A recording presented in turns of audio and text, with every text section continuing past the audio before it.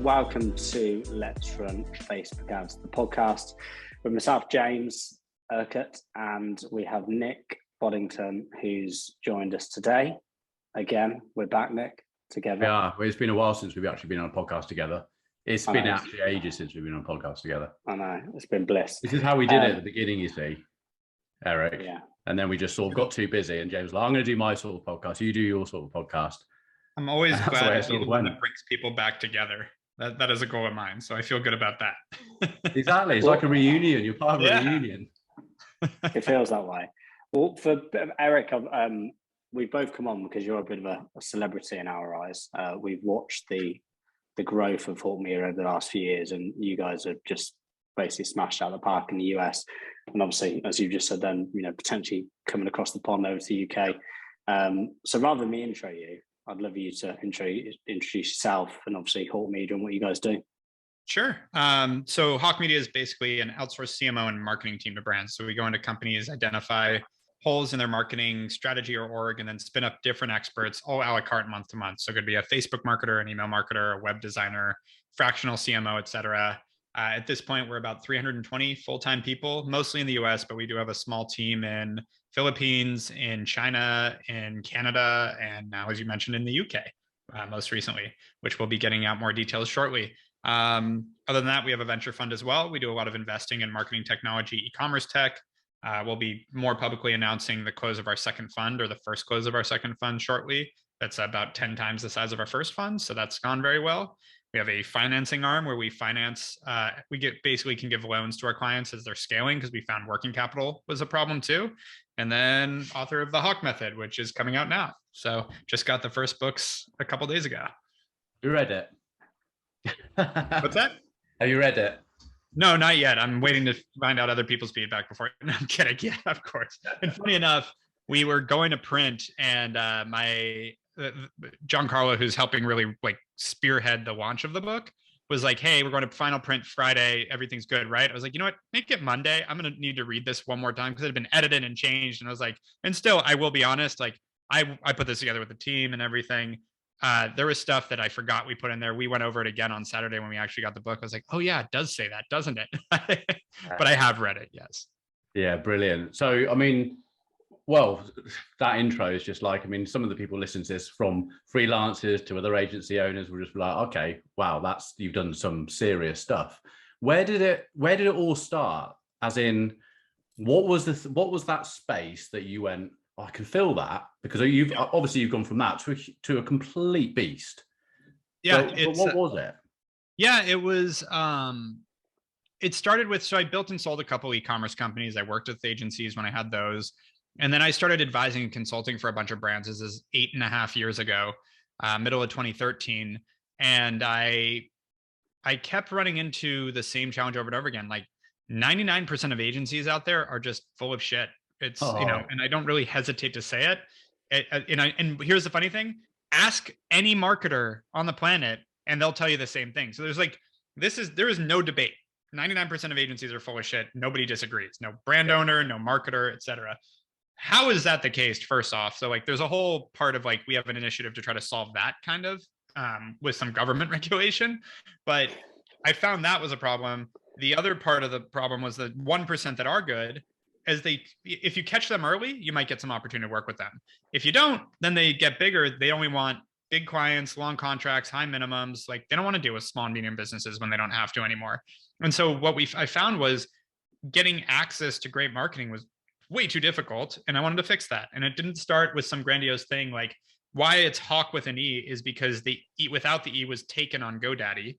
And so I went, all right, well, I guess I didn't think I was building a 300-something person company. And now I have way more grandiose visions. I want marketing world domination. But back then it was I just need to solve this problem. And it was just I want to be really easy to work with, but also be the best at what we do. So be really great marketers that are actually really easy to work with, not pretentious, not all the BS that I hear in the industry, but go for it that way.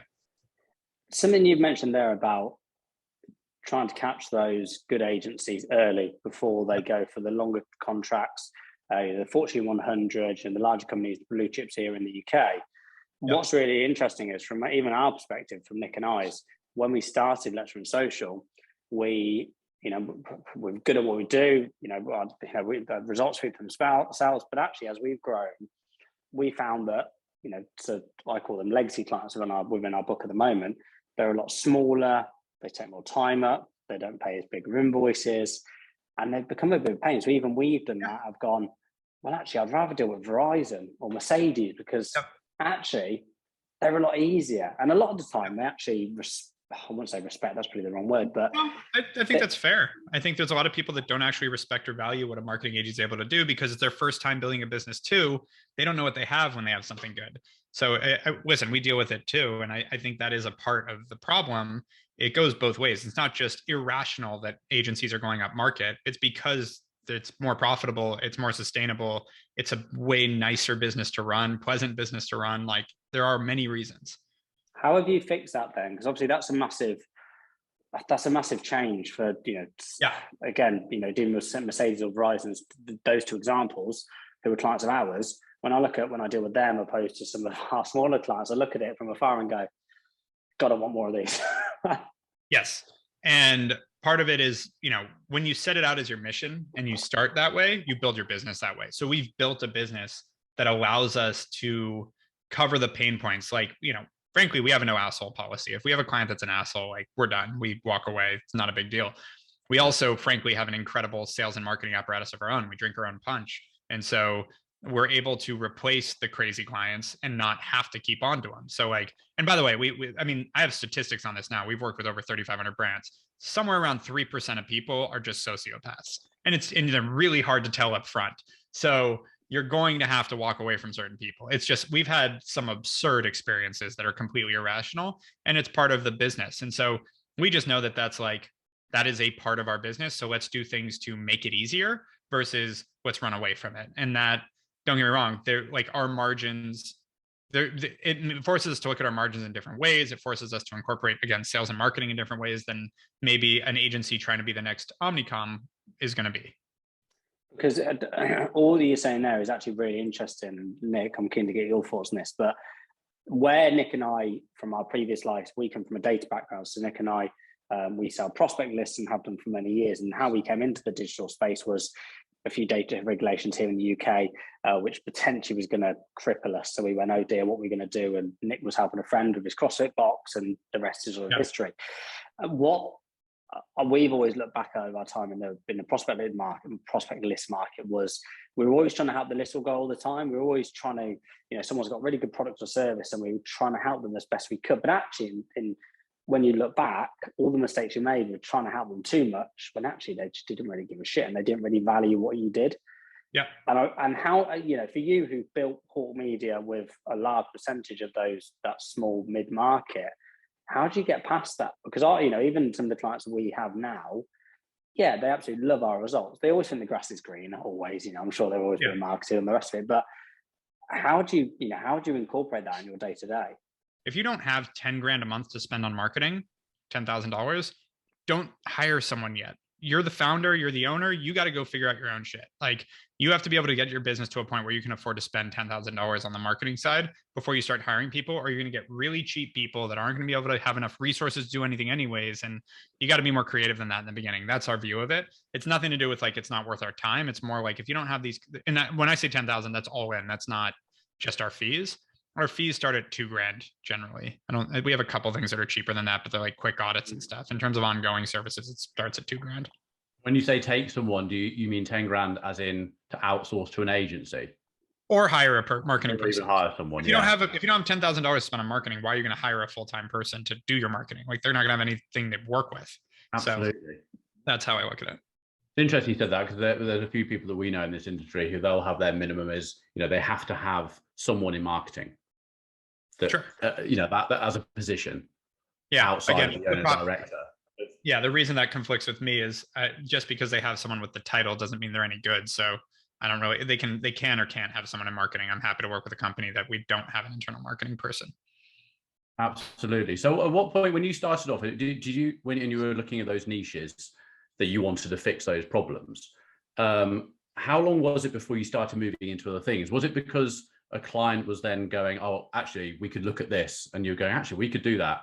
Were you figuring out how to do it, or after they've said we want to do it, or were you getting prepped up on a new angle?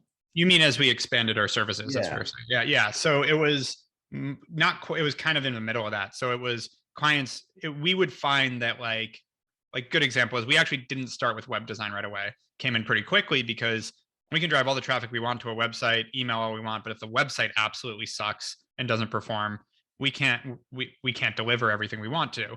And so part of it was just controlling the performance and trying to actually deliver for our clients. We're like, we kept waiting on other people to fix things for our clients that were like, they're not doing, and we get stuck. So we're like, all right, we got to do this for them. And so it really came from that. And then it started that way. And then it became more offering services that we thought they should be doing. So it wasn't really that they're asking for it, because frankly, I think we've always beaten the ask by actually being ahead of it. Like SMS marketing is a good example of that. We knew that was a powerful tool that needed to be leveraged. So we started a process, we trained our people, we offered a service, partnered with some platforms, and that became a great channel for us and our clients because we knew that was going to be powerful. And from my perspective, that's where outsourcing to an agency outweighs having someone out internally, because again, before they even know they need it, you're already way ahead. You know, it's a service that you're way ahead of the game. Yep. It's amazing how things just still haven't changed. How you said going back to 2013, 14, when you were agencies not doing it, and how you still see that now when you take the account of someone. It's like, how have you not even done that? How have you not even put the Facebook pixel on a website yet? You've had this client for like 3 years. Yep, happens all the time, and it hasn't changed. I mean, what I was alluding to is in the US specifically, actually in California, I know the rules. There's like 250 vocations that you have to have a license for, including person that cuts your hair has to have a state regulated license. The person that delivers milk, the milkman has to have a license, real estate agent, all the typical ones too, lawyer, accountant. Somehow I can manage hundreds of millions of dollars of people's money and have zero license, education, etc. in it.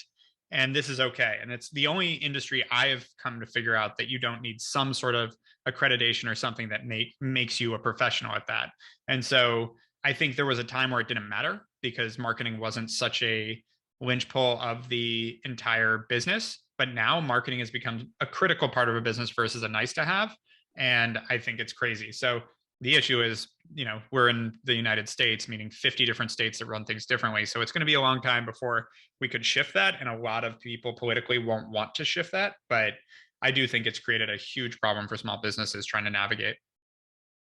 How have you seen the market change from when you first started? Obviously, you've had the pandemic, but from then to now, what's been the real change that you've seen in the marketplace? That's the irony. It hasn't. In 8 years of doing this, it's just different players, but like there's always a few good agencies out there that I know of, a few decent enough that they're fine, and a ton of shitty ones that come and go quickly that, all of a sudden on my radar, like one will pop up because maybe we'll hear like 2 of our clients went somewhere and I'm like, who are they? And they're usually gone within a year. Like, and we have that, or our employees, like we'll have an agency throw a bunch of money at a couple of our junior employees, because usually they're able to poach the junior ones. And all of a sudden I'll hear that, an employee we were paying 80 grand a year just got offered 250 by this other agency to go be their COO. Has happened, by the way. And can't fault them for it, but that agency isn't around a year later. So it's like, great, you made 3 years worth of salary in a year. Now you got to go find another job. Wow. Unbelievable. Talking of that, actually, are you seeing that in the marketplace now with digital expanding like it is? Obviously the pandemic has made everything go online. We were saying the other day, it's a bit of a thing in the UK, when you're down south in London, wages and everything are so much higher than they are up north, all this sort of stuff. And you're starting to see, because we're living in a world now where people can work from home, people can travel everywhere, which is great from an employee basis, because it's just like, actually, I can work for a London agency and I can take 25% more of a wage, but they're all starting to fight against each other. And we've got this tech thing where, because I know people who are successful on the tech side, but they're employees at director level or whatever, and they're like, I'll stay here for 3 or 4 years and I'm going to basically add another 50% to my salary by moving to another tech agency. And it's like, as an employer, you're like, oh, I don't like this. Yeah, no, it's frustrating, but I will say we're winning in that because we are the London agency, so to speak. We're the LA agency. Yeah. We're used to paying the higher wages. And so it's actually been way more benefit than cost for us on the employee side because we now hire anywhere but we're still paying them the same. So we're godsends to people in Idaho or Kansas or middle of America, so to speak. We're a great place to work with great salaries, great benefits, because frankly, up until now, we had to compete with Google and Facebook down the street stealing our people, actually, and Amazon. We're in LA, like there are big offices for all of them, and we have a huge target on our back because we've won every best place to work and best trained employees and best marketing agency. Like, I need marketing people. Where should I look? Like, it happens. And so now we can still do all those things for our people, but they're not, we're not necessarily competing with those companies as much. So on the other side, the local companies are competing. But I will say, digital wise, yes, the pandemic was actually great for business. It was a terrible thing, but great for business. But the Facebook changes, I think, are taking out a lot of the weak ones. Like I was talking to my partner and our head of corp dev today. There's blood in the street right now. Agencies that we talked to about maybe buying them and got a little pretentious with us about, they were going to triple their business last year, all of a sudden didn't even hit their original projections and are struggling or declining. Because if you were fully reliant on Facebook, well, Facebook, their earnings came out down $10 billion last quarter. Like, really? Guess what? All that money was spent probably through agencies, all of which did not make the fees they hoped for. So if you were, including us, by the way, like Facebook took a hit for us too. Thankfully, it's not a huge part of our business, but most of these agencies that I allude to, a giant number of them, I don't know if it's most, but a giant number of them are Facebook agencies. That was a huge business for a long time where all you had to do was throw an image on Facebook, target it a little appropriately, let the black box take care of it, and you charge people 10 to 20%. That's a lot of people running that business, and they're all hurting right now.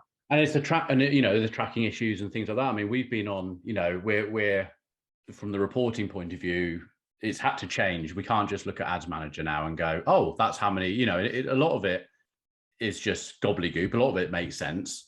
And it's like, okay, I saw that coming. But we were on a presentation the other day, weren't we, James? And, they're going through this whole platform and stuff. And I'm just like, okay, so where are you getting the data from to be able to report at the end? And then I walk straight directly from Facebook. I'm like, but it's completely flawed. Yeah. So why would and because of our data background and, my end is just to work on this sort of stuff. Is like, okay, I have to report to a client. And if I've said they've had a 6 ROAS or, return on investment or whatever from the different platforms, that has to make sense. I can't just go, hey, we spent this and you've taken this. And but we haven't seen that, especially in e-com. It's like, well, but we haven't had those orders today. But Facebook said you had 25, we've only had 3. Yeah, how many times that has popped up? That's why I'm laughing. It's like, exactly. So I think and it goes the other way too, though. Like, people think that where they've had 30 orders on their site and Facebook says 3, and it's like, you don't do anything else to drive customers. We promise you're doing fine. Yeah, the Facebook's interesting, especially from the data perspective, because I'm seeing a lot of people at the moment on LinkedIn spouting, I'm getting some fantastic results. We know with a lot of our e-commerce clients that it's predicted. Those Ads Manager results are predicted models. And then, like Nick said, then when we go onto Google Ads Manager or Tag Manager or whatever e-commerce store they're working on, it's nowhere near. It's absolutely nowhere near. But I know agency owners in the UK here. I've spoken to 4 in the last probably 6 weeks. They've not paid their mortgage for 4 or 5 months. Because they're struggling that bad. Because since this update, obviously, like Nick said, then we've got a data background. So for us, it's just trying to connect the dots and we figured it out. But for a lot of these guys, it's, what's Google? I've been sat on Ads Manager for 5 years. What is going on? But yeah, it's crazy. But I think from what we're doing internally here is, even though Facebook is still there, and yes, you can go granular to a level, but we're trying to create like our own addressable markets on the back end. So rather than using Facebook as, like that black box, hey, go out and find the orders. Actually, we're doing a lot of the work ourselves now, just to make sure that if anything were to happen, it's still within our control. We're controlling the controllables.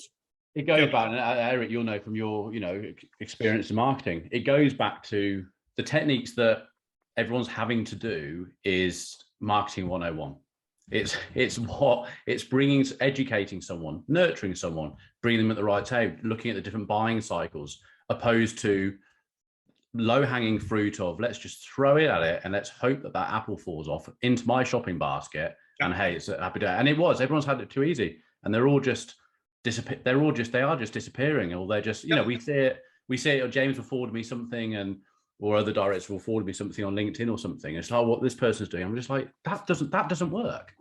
No, yeah, the LinkedIn, it doesn't work. It's just content.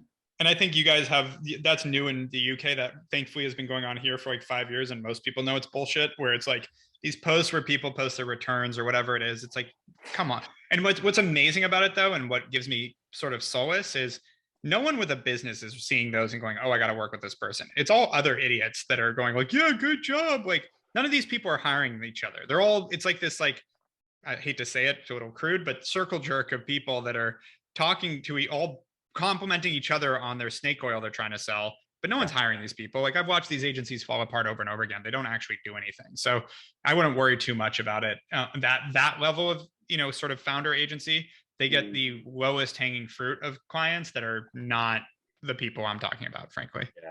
Going back to what you were saying earlier about, you know, it's that full where you saw, okay, we have to build a landing page, we have to build a form. We naively went into, I suppose, with all this. And I remember it now, James, we're in our old offices with the other company, and it was like, okay, so we can just create leads or things, send stuff to people, someone's website, and they'll pay us to do that, because we knew we could create the traffic because it was so bloody easy. But the thing is, if they're crap at their end, or their landing page, like we were only having a discussion the other day about how a landing page, you know, it's a science, isn't it? And we've got that. There's been enough things around, like the ClickFunnels of the world, to know that this has been tried and tested so many times that this is where you should put buttons. These are the standards. Sort. I'm not saying it fixes everything, but there's, you know, certain things. No, there's best practices. Best practices. That's what I'm looking for. And then, you know, you've got certain clients who are like, no, we don't agree with that, and it's like, oh. I had this on Friday. It's like I had to sort of write a biting lip email back of how do I say this in the way, as in, like, you've asked us to get conversions, let us get conversions. Yeah, usually I say you can dictate the process or dictate the outcome. You can't dictate both. So tell me what you want. Do you want to tell me what to do? Weird thing to hire an expert and then tell them what to do, but sure. But then the outcome's on you. If you want to hold me to the outcome, then let me do my job. Yeah. And that generally resonates. Yeah. And we had, you know, we've just gone in for a little award based on some amazing results, because the company allowed us to do what we needed to do. Their sales team was up to scratch. They're doing it. And we had amazing results for them. Like, it was like, well, that's got to go in for a little award. See what we could do here. I have to jump in, Erik. They let us do it because they had 7 days, because there was a regulation change here in the UK. So it was literally put up or shut up. Yeah. and they quickly went, yeah, okay, fine. just crack on with this. Just do it, get it done. Yeah. Well, that's good though. Listen, it doesn't matter what motivated it. If they make the right decision, they made the right decision. Yeah, absolutely. So going from what you do every day as an agency, and you're working with some very, very big players, but again, you know, if someone's got 10 grand to spend a month, what are there different ways that you will market someone? Because obviously, you know, someone, the big boys have got endless amounts of cash. They're going to throw $250,000 a month on just vanity metrics, let alone the conversion strategy. Yep. What would you say is, like, do you see a winning strategy that you've seen over and over again that your team can say, well, we just need to do that, and even no matter what the money is, we bring that in as a whole? Here it is. No, I feel like that was a tee up. Yeah, I mean, that's literally what we call the Hawke method. Is it works across the board. So budgets change, which change how you're going to go down to this. But really, how we look at marketing is it comes into 3 principles: awareness, nurturing, and trust. So what is a company doing to make sure that they're gaining more awareness in the market, that new people are being introduced to their product or service? Then what are they doing? Nurturing is, what are they doing after they create that awareness to get someone to purchase and then come back and purchase again? And one note there that is like the most critical thing people miss, which you're a data guy, so you'll understand this, is the idea of a purchase cycle or consideration period. Meaning, from the time someone becomes aware of you to the time they buy, there's a time period there, and it takes time. Meaning, you know, that range is between weeks and months. Like, it's not a few days usually. There's people that will purchase in a few days, but when you average it out, it's many weeks to months, even at smaller purchase prices. So knowing that, you need to be doing things to accelerate that time period and guarantee higher conversions. And you also need to worry about how you're measuring your marketing, because if you're measuring daily performance, but you have a 3-week or 8-week purchase cycle, and back to Facebook's problem, they only track 7 days. And what we've seen is for $50 AOV, it's about 3 weeks. For $100, it's about 5 weeks. For $200, it's about 6 weeks. Like, which, by the way, all of those are way outside Facebook's tracking. So you have to use other platforms to track and do it right. And so, and then the last pillar, so it's awareness, nurturing, and trust. Trust, synonymous with brand. 75% of people won't buy from a company they don't inherently trust. So early on, when you don't have a brand established, building that third-party validation, getting testimonials, referrals, reviews, press, influencer marketing, those are all powerful things to build that validation, partnerships. And then over time, you'll build more consistency and ubiquity with your brand. You can have that trust just built inherently by what you stay consistent with and deliver on. And so back to your point about smaller versus big, those things are huge, are very important, small or big, and how we dissect what we need to be focusing on and where we need to be scaling, whether it's a new startup or a Fortune 1000, we need to be looking at where are they missing there. And there's a whole story in the book about a Fortune 1000 beauty company I met with that was doing nothing to build new awareness. They were just milking their existing customer base over and over again, not bringing on any new awareness. And I hate to say this the wrong way, but like, you are going to lose customers. Like, it's guaranteed, because if anything else, people die eventually. Like, you will lose customers. They are going to leave you at some point. So to even sustain, you have to be creating awareness constantly. So these are the kind of things we look at. When you were using multiple platforms, what are the platforms that you are getting a lot of success from? Are you building the awareness on Facebook because it's cheaper, and then you're bringing it into, if it's B2B, you're bringing it into LinkedIn and retargeting, using those sort of strategies? Yeah, so great question. And we do, that's actually where the details go in the book too, but it's basically like in that example, we look at the context in which people are receiving it and what the best use of that platform is. So Facebook versus Google is an example. Like, Facebook's a great place to create new demand, where Google is a place to answer existing demand. So Facebook, and still now, it's still a great channel. We're still getting tons of success on it. You just have to be a little better at it, frankly. But I'm sure you're seeing the same thing. So with Facebook, you're getting a person where 99.9% of people using Facebook are doing absolutely nothing productive. They're telling you they're bored. They're telling you they have nothing going on, because of even the way Facebook works. It's just showing you crap. Like, they're not busy. And so you can hit someone bored and not busy. You can target exactly who your potential customer is at a time when they're bored, with creative and copy that you've hopefully tested to get the best action out of. And you can do this at scale. So it's very powerful to create new demand.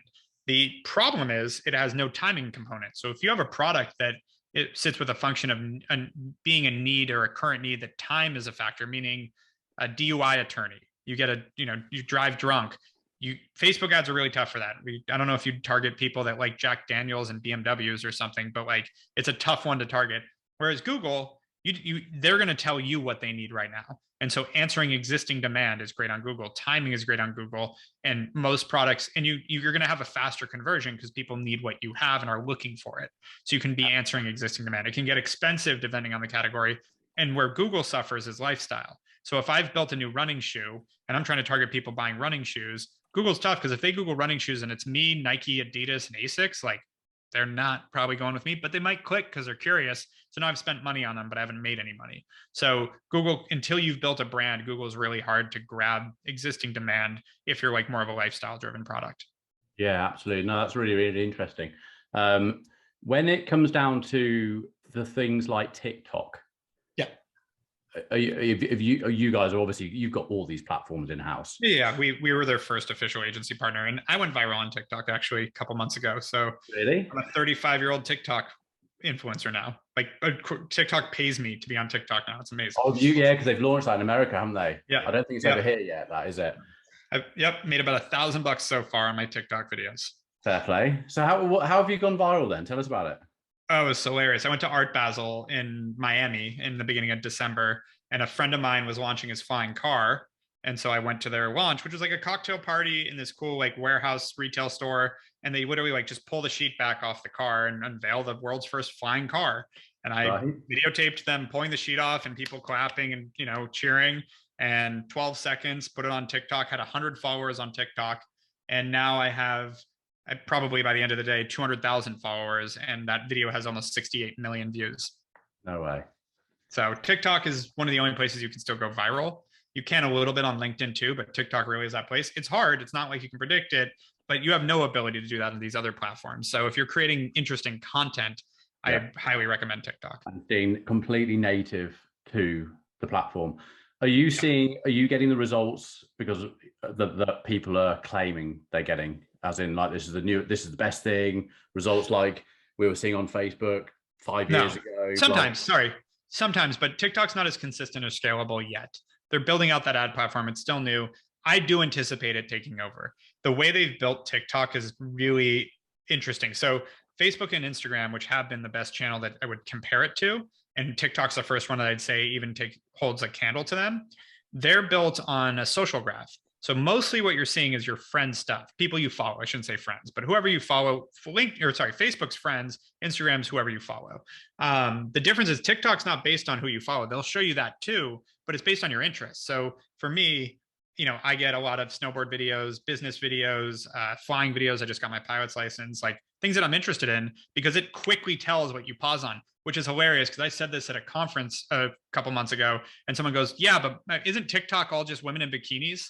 It's like, oh yeah, it is. It is for you. Do you know what? We were only talking about this morning because one of the guys at work was like, he's like, "I've just got this TikTok thing," and I was like, "Oh, is it full of women in bikinis now?" And he's like, "Yeah." What's crazy about it is this weekend I try and spend about half an hour a day on TikTok, all these different networks, just to see what's going, whatever. And this weekend it happened that I caught the interest of an American video of someone barbecuing a big lump of beef. Yeah. And it went on for a while, and I was watching it. I couldn't get rid of cooking videos for about 30 slides. Until it was like, right. And in a way, and you actually mentally think, okay, I'll flick really fast. Then when I see what's not cooking, I'll watch it for a minute. Yeah. And then suddenly the algorithm's changed again. It's so super fast. You don't see that on Facebook or LinkedIn or the other networks. And Reels is trying. Instagram Reels is trying to replicate it, and they're not doing a terrible job. But the problem is Reels is still not like the main thing people think of when they go on Instagram. So TikTok, I wish it was an American company, but it definitely seems to be winning, because I do worry a little bit about the data that they're collecting. Because think about that algorithm now, exactly what you're interested in. They can start showing you things based on your interest and skew your views. They can do a lot of stuff. So there's a little bit of a danger there, not to get political about it, but there's some interesting stuff. But yeah, it's super powerful. And so back to the point on advertising, now I know you're into barbecuing. You just looked at this barbecue video. The algorithm's telling me you're into barbecue. We're going to sell you a barbecue set. Like, it's not going to hit 100% of the time, but frankly, it's pretty good. And as you said, your friend sees women in bikinis. You do. Pretty much every guy, because let's be real, some good-looking girl in a bikini pops up. We all pause, even if for a split second, that pause, and then like, oh, I probably shouldn't be watching this, whatever it is. Like, oh, my wife's looking, and you scroll up.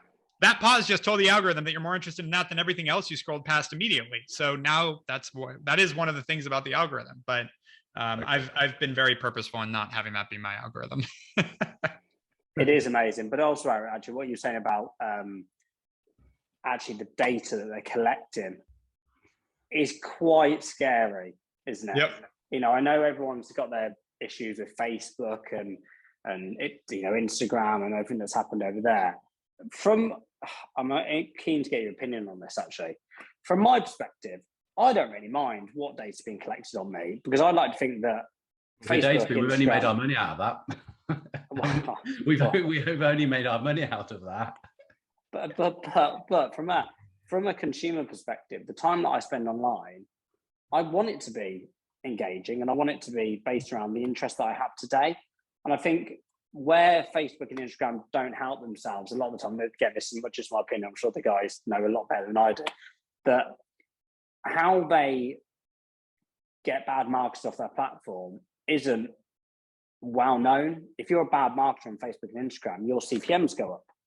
But I don't think many people know that. A lot of the marketing managers I speak to go, "Oh, really? Is that why it's probably not worked for me in the past?" I said, "Well, obviously, without looking into your ads manager, I can't really give you a sway." But that's the reality. That's why so many companies in the UK and over in across the pond in the US have said, "Oh, I've tested Facebook; it hasn't worked for me."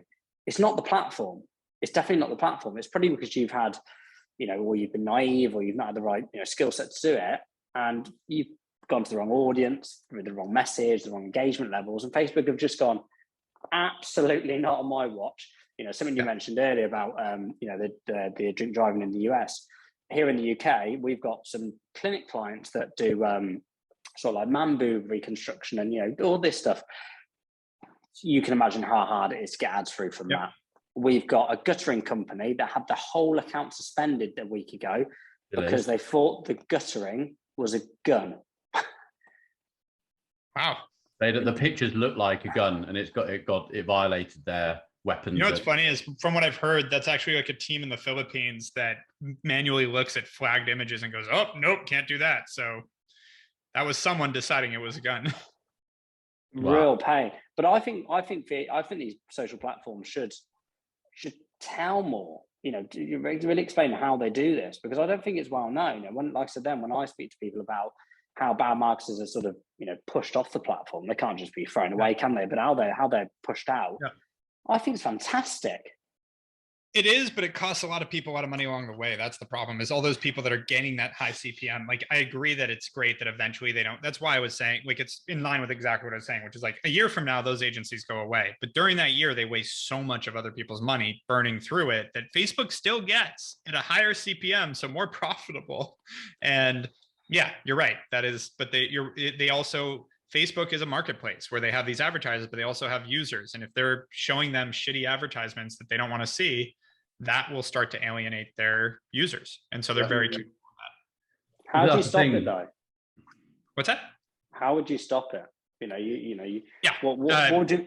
I think it's education and government regulation, sadly. And I'm a pretty centrist when it comes to politics, but like, some certain thing, this is a perfect example of where I forgot who said it, but there was an economist that said in the short term, we're all dead, meaning like we can't just wait for the invisible hand of economic theory to come in, and the invisible hand of the free market to just let the free market handle itself. That's fine over 100 years. Like 100 years from now, people won't use those specific agencies that screwed them over, but 100 years from now, we're all dead. Like, it's that kind of statement where it's like, in the short term, we do have to play some part in affecting this. And this is a good example of like, I think that people should have to have a minimum level of marketing education and pass a test and have ongoing education to be considered a marketer and be able to take people's money for marketing. The problem is, in the US, I ran into this, lobbyists that would help me get this passed are considered marketers. So they don't really want to lobby to regulate themselves. Yeah, it's interesting. Yeah. So but this is something long-term that I'm pretty open about, because I'm not going to be able to do this myself, so it will seem biased. So my plan is, already I've talked to some of these guys about it, but getting like Gary Vaynerchuk, some of the seniors at Omnicom, WPP, Publicis, Dentsu, some of the bigger digital guys, to all be on board with this and help construct it. Because if we can do it all together, that's the idea. Like, let's grab all the good marketers I know, because we're not claiming we're the only good one. And say, let's put this together and all stand behind it, because then we can, we can get rid of all this crap in our industry that gives the industry a bad name. Like, imagine if there was no bar for lawyers in the US. So there was no regulatory panel for lawyers, the kind of crap lawyers would pull, that, it'd be a terrible industry. That's the whole idea, is you need to have this for the industry to be trustworthy. Yeah. You can win a client, take tens of thousands of ad budget, and just literally blow it. Oh, easily. Yeah. But that's okay. Yep. You can make them. They'll figure it out, fire you, and then find another agency that hopefully might work. Yep. And every business owner has gone through that. Every single one. Well, the heat pump client that we spoke about earlier, when they had that government regulation over here that was changing, which screwed them overnight. They'd gone through 6 agencies before us. They then wanted an agency that did everything. At the time, we didn't. At one point, though, maybe it's them. Just gonna say it. 6 is a lot. Yeah, they're an interesting bunch. But what was interesting was they called me and said, "Oh, we want someone that does all of it, web dev." And at the time, we didn't. We were still very, very early on in our journey. And I said, "You'll be back in 4 months." 6 weeks later, my phone rang. Yeah. Okay, I think we made a mistake. Absolutely. Yeah, one of the issues we've seen with that, though, is a lot of times we've had clients say like, "Oh, maybe we'll be back. We're just going to try this." Problem is, a lot of times they come back, they have half the budget, they've been burned, they can't afford to do all the things you wanted to, and now you're playing turnaround, not growth. You're trying to help them survive. It's a whole different game, which we can do, but it's just like, why'd you make a stupid decision? I've had that a few times, and it's just frustrating. We'll be on a rocket ship, and one thing I always say is like, if it isn't broke, don't fix it. If we're doing a good job and things are performing, stop chasing a shiny object. Like, ooh, maybe they can do better. We're working. Like, count your blessings that you have a good marketing strategy. It sounds like, again, we're on the similar page here. Yeah, it's for sure, but it's funny, you know, they've gone somewhere else, and you know the account manager wasn't, you know, looking after them or even calling them. You know, you see usual stuff from an agency that doesn't really, I would class as give a shit, really. You know, they're in it for one reason. You've signed up, salesperson passed on to someone. It's someone else's issue now. You deal with it, and like I said there, in terms of, you know, regulation here in the UK, it's the same with the US. You can be a marketer. You can spend thousands through their ad account, you know, as long as their credit card's on it, and who cares? You know, there's absolute no repercussion for that agency owner or that freelance, whoever it is. It's absolutely nuts. No, it's totally true, and it goes both ways. I mean, I've seen people accidentally turn on ad account or old ads that we had turned off, and they're like, "Oh, these aren't playing," and they'll press them again and just turn on something from months ago, and then spend their own $50,000 and then try to yell at us about it. We're like, no, it tells us who did this. Yeah, did. We've got a little button which has the history. Yeah, so it's really, I mean, listen, it's a fascinating industry that I think has a lot of sex appeal with guys like Gary Vaynerchuk that have built this brand around it, but it's another business that takes a lot of discipline to make happen, and there's all these moving parts that you have to figure out how to manage. Yeah, it does. In terms of attention, and again, we classed the crisis or the pandemic. It was great for us. You know, a lot of people wanted to go online. You know, a lot of established, more service-based businesses realized, oh, I need a digital presence, which was fantastic. Again, that's why we've seen this, you know, especially in the UK, just this rise of freelancer and small agencies pop up, which, you know, they'll come, they'll go, which is good. In terms of attention online, and it's getting harder because more people are now online. In our, you know, Nick and I spoke about this at length. This year and moving forward, video for us is something that you've got to, you know, factor into your marketing strategy. What's your opinion in terms of what's going to work this year in terms of really grabbing someone's attention online? I think and I love this, so it's a good thing to me. I think you're going to have to go much wider and do everything right. I think we've been able to build businesses off Facebook ads and email marketing for a decade. And now you've got to actually have great content, great video. You've got to run good email campaigns and Facebook and Google and TikTok and SMS and make sure your website functions right and create great content and have good merchandising to make sure that they can actually buy the things. Like, we're at a time now, like, it was easy. Like, just to be blunt, it was easy for a while to build a brand online. All these drop shippers that lasted for a few years. Like, for a few years, people were making millions of dollars, not really doing anything but running Amazon ads. Like, it's nuts. But that all shifted because, as you said, in the pandemic, I mean, the market share of consumer spending went from 13% online to 30%. So in the US, I don't know about the stats in Europe. So it's just gone nuts. And so with that, there's a lot more competition. With that, you have the iOS changes that affected Facebook. With that, so the competition raises the prices, then the iOS changes makes it harder to track. And now it's like Facebook's not a golden goose. Google's still similar. Then you have things like inflation in the US that are causing prices to go up too. And all of it together, if you're going to survive, you're going to have to be a lot more strategic and not just go down these couple of channels. And what I see also is that's where purchase cycle comes back in again. All the brands I know that ran off direct response, they're like trying to spend on a daily budget and manage their returns on a daily budget, are just falling apart, just collapsing, because you have to build a brand. Like, all those kind of strategies are short, like they haven't been around that long and they worked for a little while. But the more long-term strategy around marketing, the more tried and true ways of building marketing strategy, you know, that's why, again, we put the book together. All these things are what are working, is doing it all, not doing a couple things and really well. So wide, not deep, I guess is the best way to put it. And not ask you for a report every Monday morning. I'm wondering why. you can have a report, just don't change everything on a weekly basis. Like, I'm happy to send you a report. And again, what I'm going to try to do is inform our clients on we're talking about putting it in our, not talking about, we are putting it in our weekly report, because we still have to report to them, is their purchase cycles. Like, hey, you spent this much last week, you made this much, but here's how your ramp up was. So you won't see those returns till 3 weeks from now. Now, if we get through your purchase cycle and we started spending more ads 5 weeks ago, and now we've been through your purchase cycle and we haven't seen good performance, different conversation. It's not performing. That does happen too. But if you don't even start this way, honestly, when you do measure it right, and you've got to, at the end of the day, if it's a good product, it's a good product. If you've already got traction and you've got a good product, all this should work, as long as you measure things right and manage things right. But and you were saying, like, when people say Facebook doesn't work for us, it's like, it's a bullshit statement. Facebook works for everyone if you manage it right. Yeah, absolutely. I love it. There's something you said there, actually, Erik, that ever since we've entered this little arena, and we've tried to get all our clients on board with this, is to become omnipresent, which is a term we use here. You've got to be everywhere, because you can't be naive to think that they're looking on Google for, black jeans, and then, they're going to go other places. Now, you want to be front of mind, especially for a lot of these impulse buys, but also actually what you said there about that sales cycle, and also things like churn rates. We're very honest with our clients. We sit down and go, right, we get a full understanding of their business from lead conversion, but actually it's all good and well there's a conversion, but are they going to be with you for 3 years? If you're, but actually if you've got a 7 to 8% churn rate year on year, well, your initial investment, yes, in year one's going to be X, but actually in year 3, you may only take $4,000 or whatever that is. But we actually sit down and go through this time, right? Well, actually, yeah, we're declining year on year, but actually, yes, if you take that all the way back 3 years from now and look at that investment and just do it month in month, and you can just see it.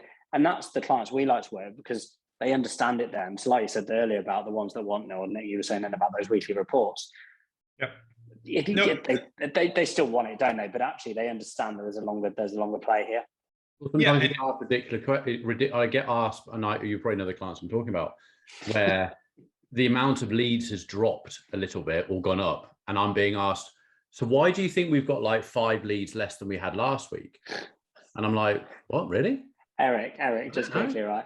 I don't know. Maybe it rained and people went out, or maybe it got sunny and they went out. By the way, we all know that intuitively. A lot of our clients don't, and that's what you just said is critical. Like, we worked with a company that managed pool supplies, and turned out, yeah, if it rains, no one's buying pool supplies. Like, that was actually a thing.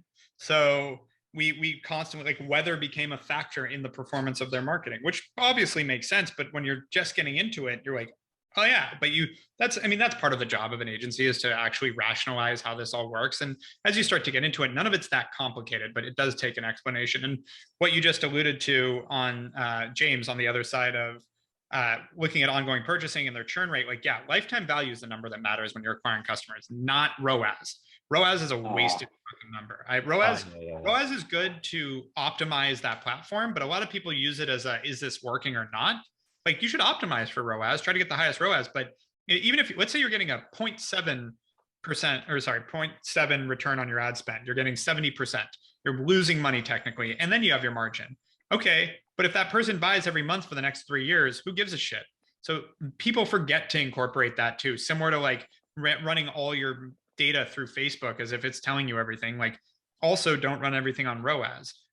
These are all leading indicators. Like, if Facebook is tracking in good performance and it's saying in that first 7 days you're making an incredible return, and that's validated in Google Analytics and in your backend and everything, then yeah, if things are good, ramp it the fuck up, because it's under reporting. It's not over reporting. It's when it's bad that you have to take a second and go, yeah, but is it really bad?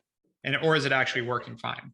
We have that. We see that. It's crazy, because you have some e-com clients that are great, and we have others where I'm like, we're putting it all into Google Analytics, and we're taking the data from Google and then comparing it to Facebook, and it's like, how is it so wrong? Yep. Like, Facebook is just, and the conversation I was having the other day with someone was, okay, over what period of time does it, if you're looking at every week or looking at every month, is there a period of time that those estimated conversions actually start averaging out? So if you look at it 3 months later, it's like, okay, well, actually, it kind of worked out. Facebook was kind of right. Because Facebook's tying it to a 7-day window on your current thing. So it's not tracking any. It would if the tracking window was longer, but it doesn't. So no is the answer, because after a week, it's off. Yes, pain. It's a massive pain. But in terms of ROAS, it's become in my opinion, it's just become a bit of a dirty word, because the drop shippers, they've made marketing look really easy, and these courses you can buy for buy my 997 course and you'll be a millionaire. How many of those actually made money? Like at the end of the day, when they make money, there's some that made money over like a week or a month or whatever, but like then they spend it on new inventory and lose it all. So like I'm still trying to figure out if anyone actually ever made any money, like true money drop shipping. And what they didn't create was enterprise value. They never created any actual enterprise value for a company. They maybe created some cash flow, but that was about it. Well, what it's done is, in my opinion, it's actually warped a lot of business owners' minds when the pandemic came, because they all went online and the first thing they typed into Google was, how do I run Facebook ads? They're suddenly absolutely bombarded with every Tom, Dick and Harry, and we could probably, between the three of us, name about 50 of them who have got, buy my course for $395 and I'll teach you everything and I'm a billionaire. Yeah, has to be a 7. Yeah, that's right. $397. You're right. And I love how all of them are billionaires and drive Lamborghinis, like, because that's where your priorities go when you're making that kind of money. Absolutely. Of course. But what it's done is, and we found this a lot, especially with our smaller e-commerce clients during the pandemic, was they were seeing clearly being marketed to, if I can get you 12, 15, 25, all these. And you can, don't get me wrong, there are some clients you can absolutely do it. But on occasion, you can't, because it's just impossible. It's just, you're not going to hit those results. It's totally impossible. Yeah.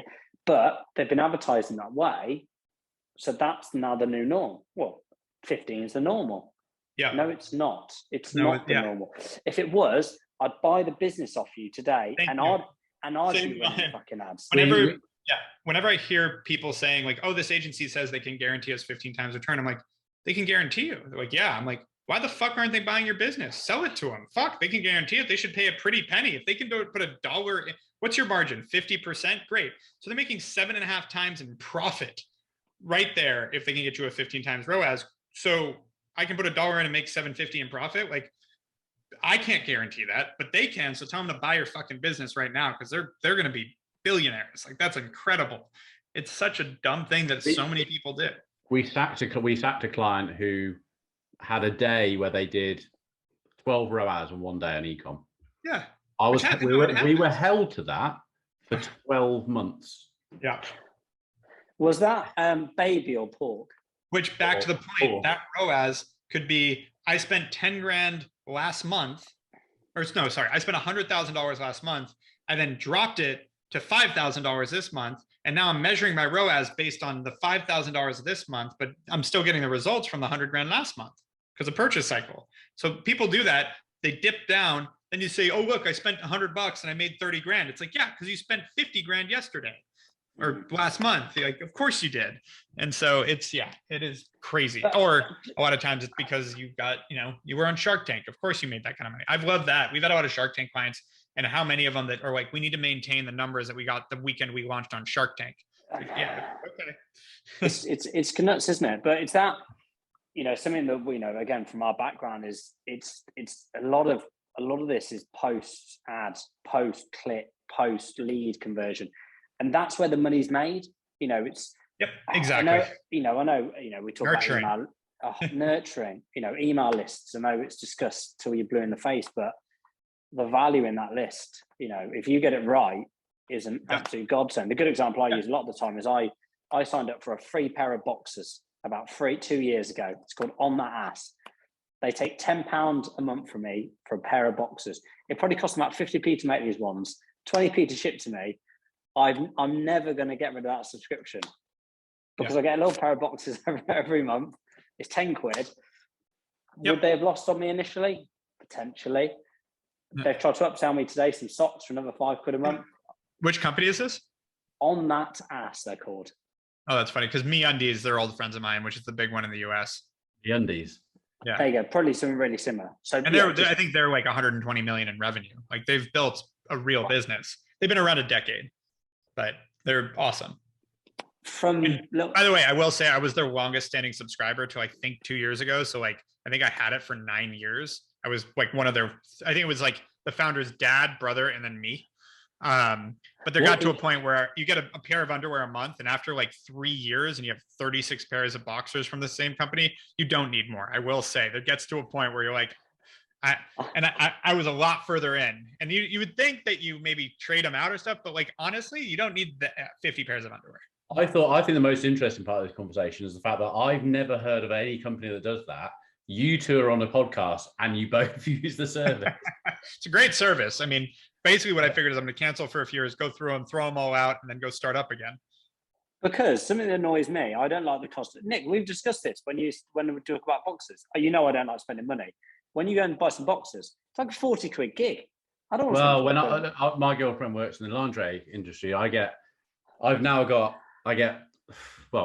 June I get another 24 pairs or £55 boxer shorts. So I don't need. So as long as you're all right, that's fine. That's fine. We've taken a lot of your time. It's been an amazing interview. Like, it's been brilliant listening to someone at your stature. We've got a book here though, haven't we? We've got a little bit of a plug. Yeah. Got a little plug. Yeah, the Hawke Method. So available everywhere books are sold: Amazon, Walmart, Target, Barnes and Noble. What are our listeners going to get out of this the most, would you say? Yeah, it's just an overall framework on how to run a marketing team, a marketing strategy. So it's really for any head of marketing, CEO, anyone getting into marketing, or someone trying to manage marketers. It's the way to like look at what does our strategy look like? How does it fit into this framework? And are we checking all the boxes and doing the right things? And how do I think about the different tools in this? So how do I look at email marketing versus SMS versus Facebook, TikTok, YouTube, et cetera? Like, how should this all play together? And it's meant to be an easy read. It's 200-page book, but an easy 200 pages with a lot of stories and anecdotes. And the idea is that it should be a quick read just to give everyone an overview so that they don't get screwed by an agency. And frankly, for us, we like it because we're giving it to our clients, our employees, so that we all speak the same language. They actually understand what we're doing, and there's not a debate. So they can see like ROAS is a dirty word and talk about lifetime value and its focus. And they can say things like, well, what are we doing to build trust? What are we doing? Hey, nurturing seems to be faltering a little bit. What's going on there? Where are we missing? Is it our site conversion? Is it email? Or is it SMS? Is it content? These are all things that are in there.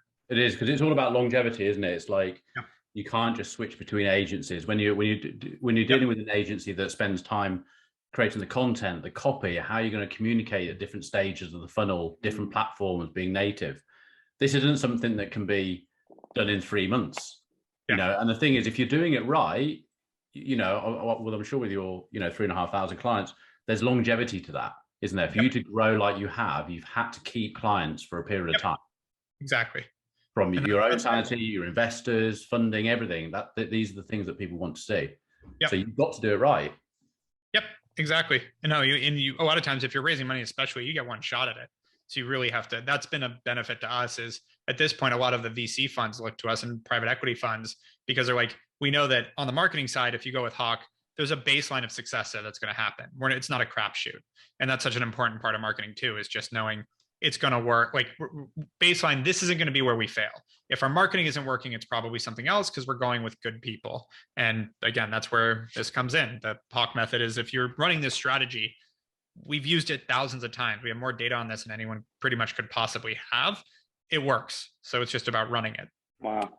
Well, Erik, I can confirm you are the most famous person we've had on this podcast. Thank you. I hope you can get someone better than me soon. Well. So are you friends? I have been a guest star in a couple not guest star. I've been a background on a couple reality shows, so I do have an IMDb, but I don't know that I'd call myself famous. Would our fans be? They'd probably want to know. Are you friends with Gary Vaynerchuk? Yeah. There you go. Pretty cool. So I have 1 degree of separation. There it is. Yeah. I saw his whole team yesterday at the Super Bowl, actually. Oh, really? Were you there? Yeah. Awesome. Yeah, it was great. How good was the Dre set? Was that just amazing being there? So it was awesome, except for really funny. They I don't know did you watch it? Yeah. So I didn't. I wasn't up watching it. I watched stuff today, but I got you. I wasn't having a late night like that. But they performed at one side of the stadium. Yes, and I was on the other side. So we all got to watch the back of the set and the back of them. They turned around every once in a while and waved, and then they go back to performing. But we couldn't see any of the dancers or the cars or inside the buildings that they had. We saw the backs of those buildings. So we watched most of it on the screen, but it's okay. Oh, that's badly thought, isn't it? Yeah, I thought that you would think they'd think that through a little more, because literally half the stadium couldn't see the performance. You'd thought they'd crisscross it, so like Eminem was facing that way, and Dre, you'd thought they'd You would think so. Yeah. When they were on the roofs, we could see them. When they went down into the buildings, couldn't see anything. Eric, they had a shit marketing team. That's what it was. Yeah, exactly. We're trying to work with the Rams, though. That'll be fun. Fair play. Yeah. Well, Eric, thanks for coming on. You've been an absolute gent, and don't come over to the UK just too quickly. Sounds good. About 3 or 4 years. 3 or 4 years would be perfect. Yeah. All right. You keep bumping this up. It was a year, 2 years. Now it's 3 or 4. Oh yeah, he's saying, well, he's the one who he's the boss. So no, it's 2 years. Trust me, Derek. Cool. It's 2 years. So we're fine. Well, thank you for coming on, and wish you all good luck in the future. You too. Thank you for having me. Nice meeting you. Derek. Take care.